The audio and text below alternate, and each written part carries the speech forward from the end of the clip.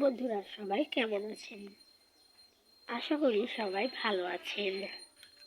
আজকে আমি আপনাদের সাথে শেয়ার করব ছেলেদের 30টি নাম ও অর্থ। তাহলে চলুন নামগুলো দেখে নেওয়া যাক। নাম আর্জন, অর্থ মহৎ বা উন্নত।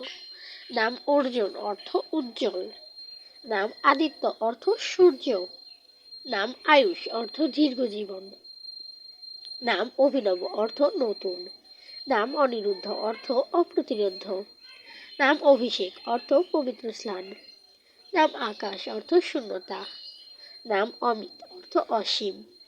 নাম অমর, অর্থ অমর। নাম কৃষ্ণ, অর্থ শ্রীকৃষ্ণ। নাম গৌরব, অর্থ গর্ব।